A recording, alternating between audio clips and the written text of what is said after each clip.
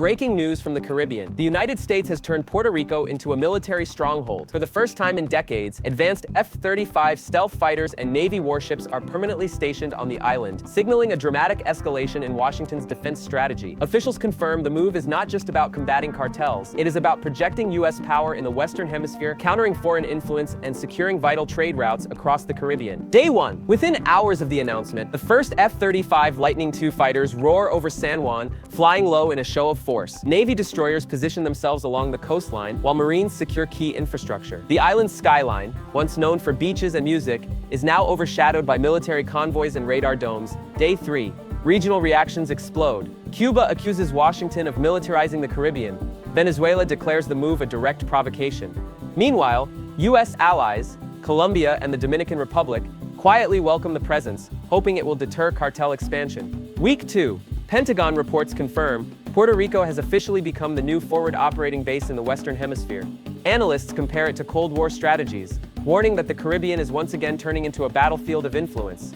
The Pentagon unveils the backbone of the Puerto Rico fortress, F-35 Lightning II stealth fighters capable of striking targets over 1,000 kilometers away. Arleigh Burke-class destroyers, armed with Tomahawk cruise missiles and Aegis defense systems, and radar stations designed to track both aircraft and ballistic missiles. This combination turns the island into a shield and a sword at the same time. Global reactions intensify. Russia accuses Washington of reviving Cold War tactics. China warns that the Caribbean should not become another South China Sea. In Europe, NATO officials remain cautious but admit the U.S. move projects dominance far beyond its borders. The Pentagon insists that the buildup in Puerto Rico is aimed at dismantling cartel networks in the Caribbean, but analysts warn when fighter jets and destroyers are deployed, the message goes far beyond counter-narcotics. Week 3. Intelligence reports suggest that cartel leaders in Mexico and Colombia are already shifting routes, fearing U.S. surveillance from the island. Yet smaller nations, like Jamaica and Haiti, fear becoming collateral ground if tensions explode. Meanwhile, geopolitical balance trembles. Russia hints at sending warships to Venezuela.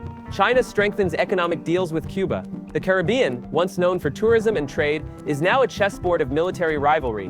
Week 4. Puerto Rico's transformation is complete. What began as a rapid deployment has now become a permanent shift in U.S. strategy. The island stands fortified. F-35C patrol its skies daily, destroyers guard its coasts, and radar towers sweep the horizon for threats. Yet behind the military strength, uncertainty grows. Analysts warn of 3 possible scenarios. First, cartels adapt, using more violent and unpredictable methods to bypass U.S. control, igniting new waves of bloodshed across Central America. Second, geopolitical escalation. Russia could deploy warships to Venezuela, while China expands military cooperation with Cuba, creating a counterbalance directly in America's backyard. Third, internal unrest. The people of Puerto Rico, caught between being U.S. citizens and strategic pawns, may begin to question the cost of living in the shadow of constant militarization. The question now is not if the Caribbean will change, but how. Will Puerto Rico become the shield that deters chaos, or the spark that lights a larger global confrontation? Week 5. Puerto Rico is no longer the same island. What once was a symbol of Caribbean culture, beaches, and music has now become a fortress of steel and firepower. On the horizon, silhouettes of destroyers and submarines patrol relentlessly. Overhead, F-35 squadrons cut through the skies with sonic roars, their stealth profiles nearly invisible to the naked eye. Radar towers sweep the seas, searching not just for cartel boats, but for anything that dares to challenge U.S. dominance in the Western Hemisphere. But this transformation carries a heavy weight. For the first time since the Cuban Missile Crisis, the Caribbean has become the center of global tension. Analysts describe it as a Cold War reborn under the tropical sun. Cartel leaders, desperate, adapt with brutal violence, destabilizing Central America.